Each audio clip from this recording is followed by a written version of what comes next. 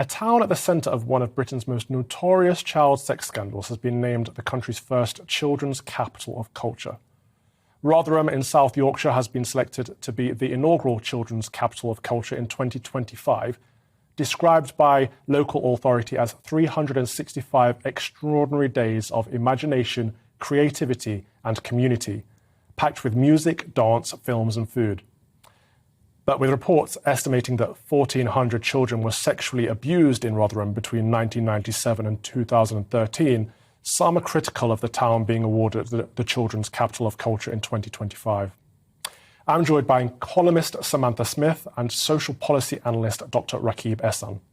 Thank you both for joining me. I think I'll start with you, Samantha, if you don't mind. If you could let us know, how do you think this makes other victims like yourself feel when Rotherham is becoming the UK's first ever children's capital of culture?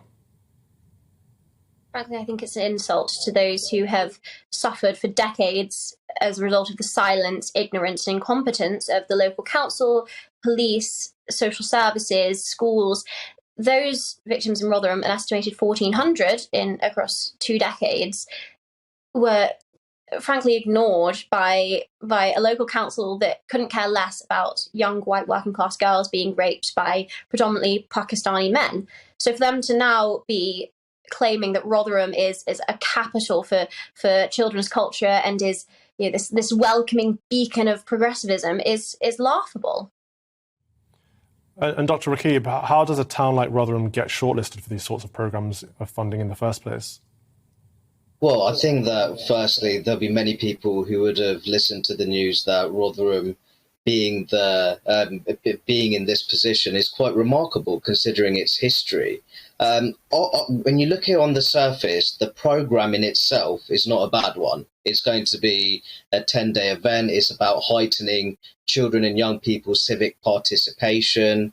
There's this talk about it creating life-changing cultural, social and economic opportunities. The issue here, Calvin, really is the fact that it's Rotherham Borough Council which is in the position of leading this project, which is going to involve children, young people, local businesses, cultural institutions, civic institutions. I think it's ultimately it's the fact that Rotherham is at the heart of Britain's grooming gangs crisis. It's at the heart of that decades-long story of group-based child sexual exploitation. And it's the fact that the local authority, the borough council at the heart of that scandal is now in the position of leading on this project, which is ultimately about children's and young people's civic participation. Absolutely. So I do need to specify it's British Pakistani Muslim men. But the fact that I have to specify that is part of the problem itself. Do you think that this is a case of people being afraid of addressing this issue due to being labelled a racist? And is it a case of the Labour Party pandering to what they perceive to be a block vote? And I'll start with you on that one, Rakib, if you don't mind. Well, I mean, I think that many of our public institutions, they're paralysed by this culture of political correctness and multicultural ideology. That diversity is inherently seen as a positive without understanding the complications that come with that. When it comes to group-based child sexual exploitation, this isn't just Rotherham. Samantha's obviously talked a great deal about Telford.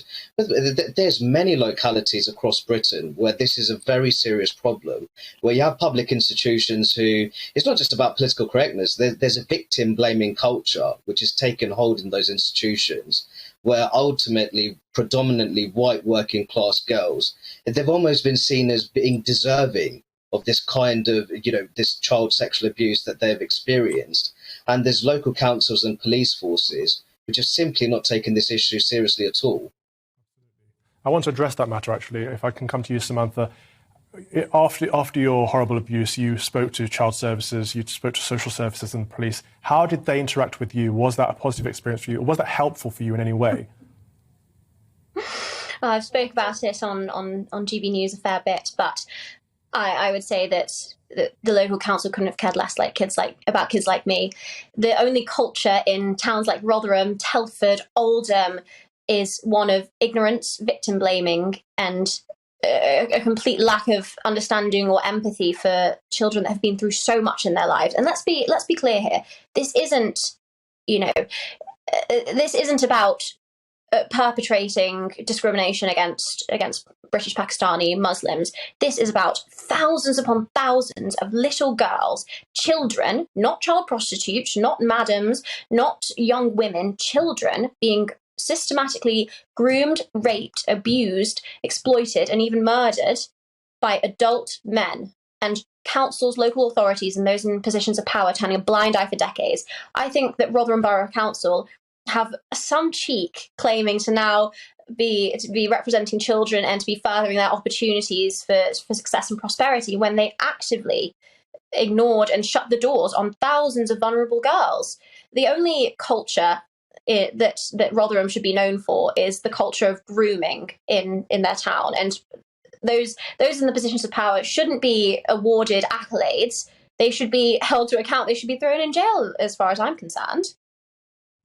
Okay, so I don't think we can confirm any of them were murdered, but this money, people will say it's supposed to be an incentive and not a reward. If that's the case, where could this money be spent that would help improve the situation, Dr. Rakib? Well, I think that, to my understanding, there's going to be funding in the region of £1.4 million from the UK government for this particular programme. There's going to be external funding from Arts Council England, I think South Yorkshire Mayoral Combined Authority, and I think even the European Regional Development Fund. In my view, though, I do think that when it comes to Rotherham, there has to be an emphasis on child safeguarding and protection. I think that if there were problems in those processes, there needs to be greater investment in that to begin with. And then you can have that discussion about creating more life-changing cultural, social and cultural opportunities. I think that the bread and butter of maximising child protection, especially for young people most at risk of group-based child sexual exploitation, should be Rotherham Borough Council's priority. And then when it comes to the money that's being received for this programme, once that's done, and that's been significantly improved, then you can talk about investing in young people's opportunities. Because at the moment, this particular part of the country has failed young people spectacularly when it comes to protecting them, especially the most vulnerable. Rotherham Council have confirmed that is where they intend for the money to go. But do these services need a good overhaul before we can dump more money into them? If the police, the councils, the local and national governments were all complicit in the cover-up of these crimes, as per the report by Baroness J, do these services not need a complete and utter overhaul before spending more money on them? What's your stance on this, Samantha? But I would say, as in the Telford report that was released earlier this month, the conclusions were very similar to that of Rotherham, Greater Manchester, of all of these other areas that have had child sexual exploitation scandals. It was stated in no uncertain terms that police, local councils and social services failed to act due to, quote unquote, nervousness about race, and that they had failed in their most basic job of investigating purported incidents of child sexual abuse and rape, and that they had in some cases actively encouraged those in positions of care to not report potential sexual abuse against children because they didn't want to be labelled racist. In order for Rotherham Borough Council to be able to stand as a beacon of children's culture and child safeguarding, they need to first take a long, hard look in the mirror and acknowledge responsibility for their failings over decades, because this isn't a drop in the pond. This is an entire ocean of failings that they oversaw for years upon years upon years. And now, I mean, we recently saw a video from Oldham Council of the leader of the council, Labour leader of the council, saying that the children who had been victims of child sexual exploitation hadn't had their lives ruined. That you can't say that, trying to downplay the abuse that they suffered. So long as councils continue to try and brush it under the rug, sweep it under the carpet, and minimise the part that they played in the cover-up of child sexual exploitation in their areas, they can't claim to represent or... On that point, a spokesman